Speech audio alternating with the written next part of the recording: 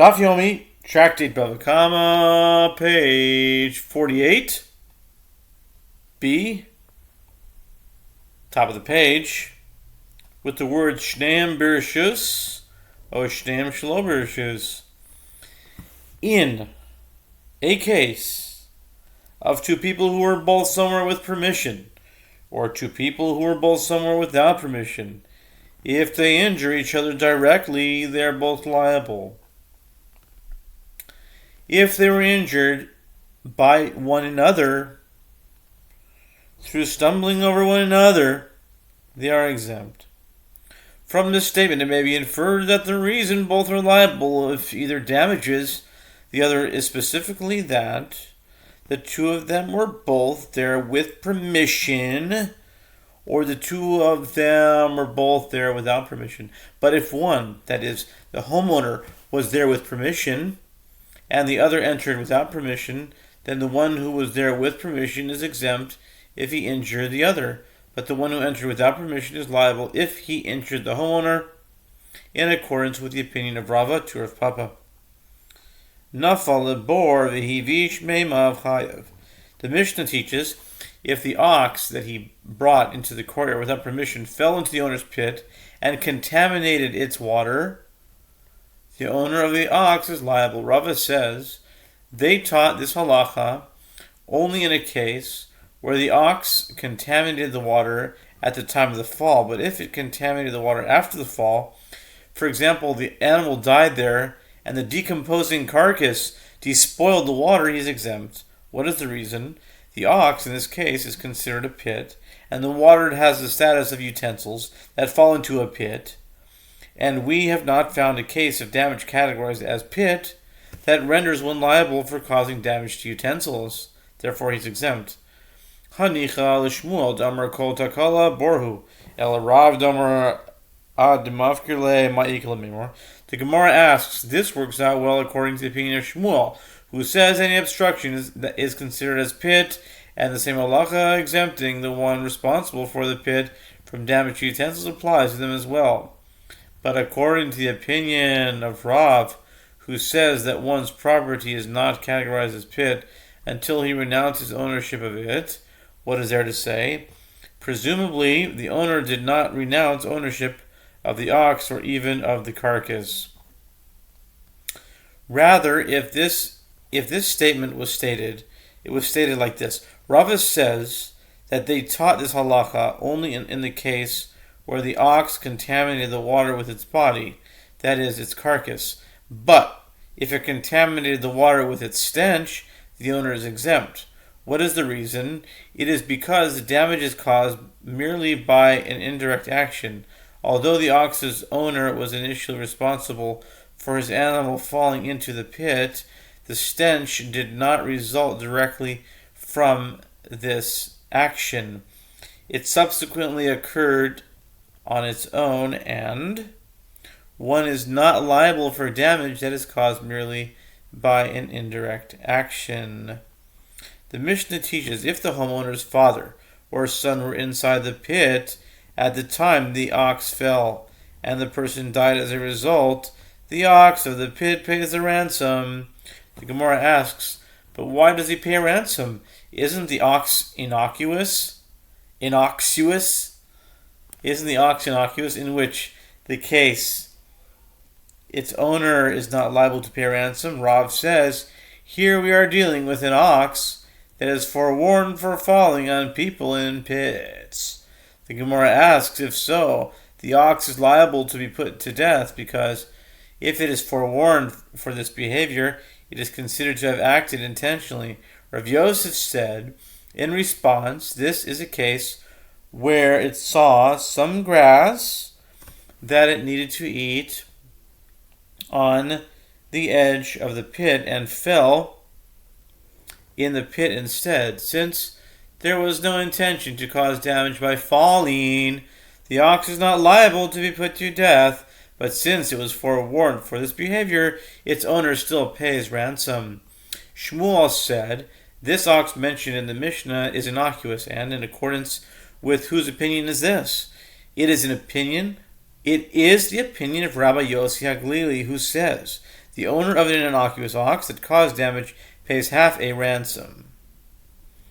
Therefore, when the Mishnah states that he pays a ransom, it means that he pays half a ransom. Ula said, the Mishnah is in accordance with the opinion of Rabbi Yossi Glili, who maintains that payment of a ransom is applicable even in the case of an innocuous ox. But he states his ruling in accordance with the opinion of Rabbi Tarfon, who says, for damage categories as goring, that is carried out by an innocuous ox, in the courtyard of the injured party, the ox's owner pays the full cost of the damage. So too he pays a full ransom despite the fact that the ox is innocuous. The Gemara asks, granted, according to Ula, this explanation is consistent with that which the Mishnah teaches. If his father or his son were inside the pit at the same time the ox fell, and the person died as a result, if his father or his son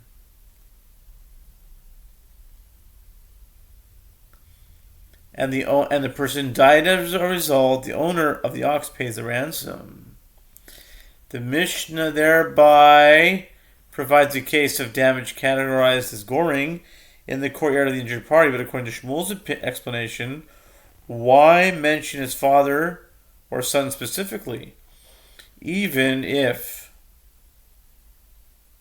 the injured party were another person, not a close relative of the owner of the property? The owner of the animal will be required to pay half a ransom, and even if it were in the public domain. The Gemara answers, indeed, that is the case, and the Mishnah is simply teaching this ruling by means of a typical scenario that presumably it was someone from the family of the one who owns a property containing the pit that was inside the pit. The Mishnah teaches, but if he brought the ox into the courtyard with permission, the owner of the courtyard is liable for the damage caused. Rabbi Yehuda Hanasi says the homeowner is not. Just by the way, whenever it is read like Rabbi says, that's Rabbi Yehuda Hanasi. Just for those who are learning about the Talmud these days.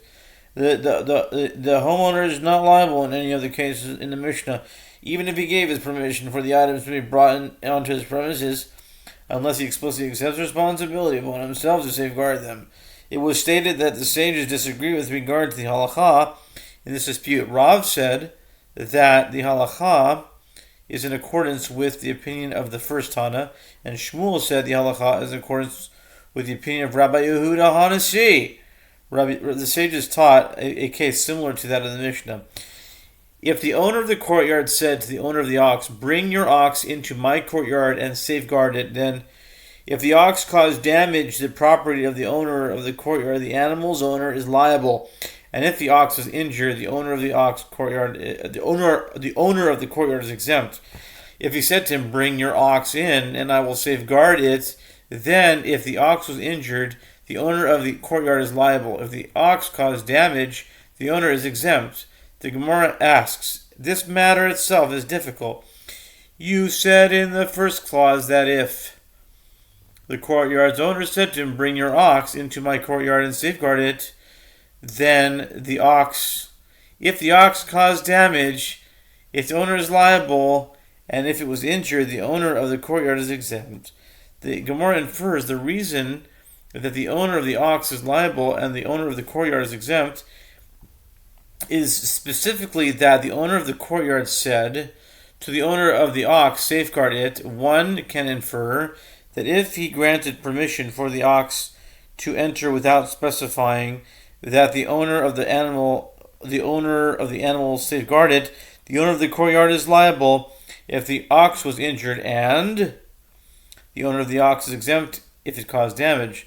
The reason the owner of the courtyard is liable is that the Tana of this Braita holds that in an unspecified case where the obligation to safeguard the animal was not mentioned, the owner of the courtyard implicitly accepts upon himself responsibility for safeguarding the ox. The Gemara continues its analysis of the Braita. say the latter clause. If he said to him, "Bring your ox in, and I will safeguard it," then if the ox is injured, the owner of the courtyard is liable. If the ox caused damage, the owner is exempt. The Gemara infers the reason that the owner of the courtyard is liable and the owner of the ox is exempt is specifically that the homeowner said to the owner of the ox, "And I will safeguard it." One can infer that if the owner of the courtyard granted permission for the ox to enter without specifying that the owner of the animal safeguard it, the owner of the ox is liable if it damages the property of the owner of the courtyard, and the owner of the courtyard is exempt if the ox is damaged. The reason the owner of the courtyard is not liable is that the Tana of this Braita holds that in an unspecified case where the obligation to safeguard the animal was not mentioned, the owner of the courtyard does not accept upon himself responsibility for safeguarding the ox. The Gemara concludes its analyses. We come to the opinion of Yehoshua, who says that unless homeowner explicitly accepts upon himself responsibility for safeguarding, he's not liable. Based on this understanding, the first clause of the Braita is in accordance with the opinion of the rabbis, and the latter clause is in accordance with the opinion of Yehoshua. Rabbi Elazar said, "Indeed, the Braita is disjointed, and the one who taught this clause did not teach this clause." Rava said, "The entire Braita is in accordance with the opinion of the rabbis, and no inference should be drawn from the extra words, and I will safeguard it," and the later clause. Since the first clause mentions that the owner of the courtyard instructed safeguarded, the latter clause also teaches that he said, "I will safeguard it," to maintain symmetry. The same halacha applies even when granting permission to enter without specification, since according to the rabbis, granting permission to enter includes an implicit acceptance of responsibility for safeguarding. Rav Papa said the entire Braita is in accordance with the opinion of Rabbi Yehuda, who holds that if no specification was made, the owner of the courtyard does not accept responsibility, as inferred from the latter clause of the Braita.